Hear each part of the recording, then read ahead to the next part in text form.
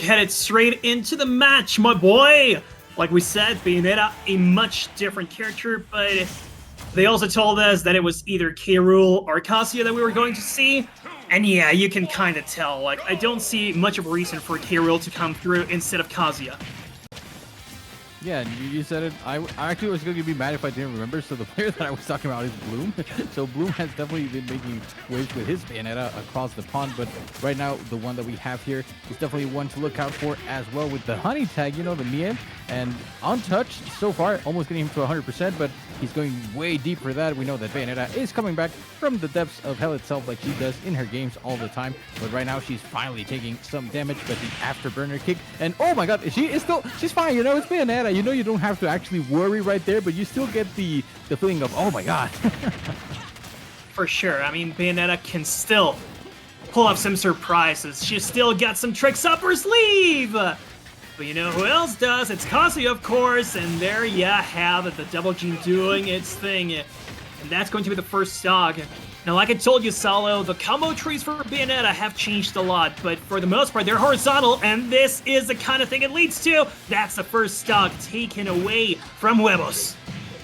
When Webos is a representative? Okay, yeah. I was about to say, you can still catch Bayonetta, and you can still do things like that to her, but that does not happen often, so it's actually kind of a miracle that he was able to get that, but it means that she is down to her last stock right now, and oh, that might have killed. I'm not sure if 75 is enough, but he just barely missed, and oh my god, that's definitely going to do it. That is a Kazuya special for you. And Bayonetta, we were saying that the demon genes make you very heavy, and apparently the Umbra witchcraft makes you very light, because then all of a sudden she was just gone.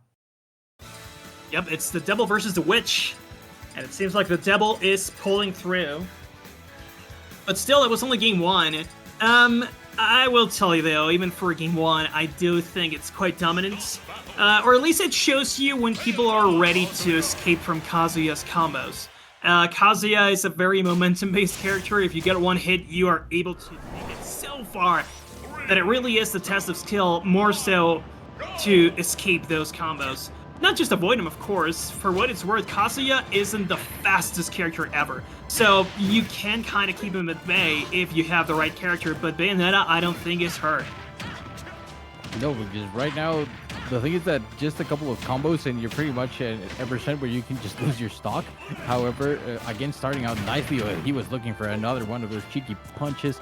Try to spike her, already taking 87%, and he's just going to throw it out like that, dude? He's going to do her like that, setting her down and then bring her back up, even sniping her. So he's just going all out right now, making the witch struggle, but he's going to be getting sent off the stage, although he does have a nice recovery himself too. So I think that right now Lythos is kind of not entirely sure how to approach this, because Webos is making it seem like the danger is all around and that he can escape.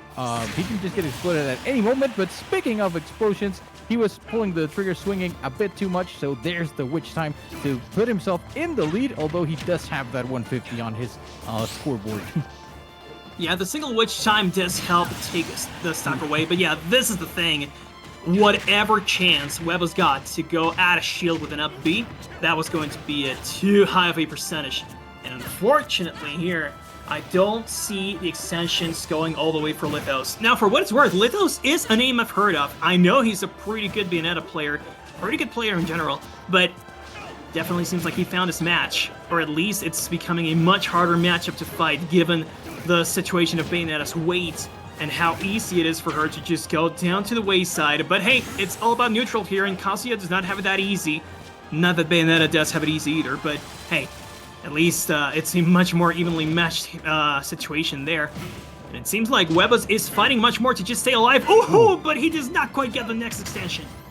Yeah, no, that could have been potentially deadly, although here comes a big staircase combo, able to get him to 152%. If we're going to place these players, oh my god, that was too wild, but actually the bullet climax, it almost saved him. It looked for a second there that he was going to avoid getting punished, but I think he just pulled the trigger on the Wicked Weave a bit too early, but oh my god, just pressured him to death, and then jeez, dude, what happened there? They just both kind of decided that that game was going to be ending. It's like, okay, we're tired, we're going home, and then they both descended back into the hells.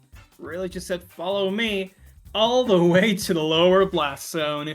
Well, it is what it is. That's a victory for Webos 2-0. We just saw 2 Kazuyas in a row take a set for themselves, and both of them won 2-0 too.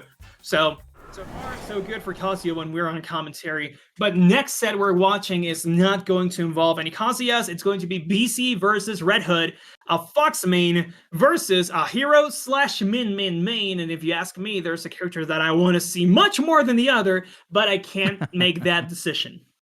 Well, the thing here is that we just had a duel that was Nuevo León, so the home state, against Coahuila. And now we have another defender of the home state. Red Hood is the one from Nuevo León. And BC is one of those invaders from Tijuana. So a region that's being the talk of the town as of late, like I've been saying. And I feel like this matchup is going to be a bit more favorable towards BC, because Red Hood is one of the dangerous main mins that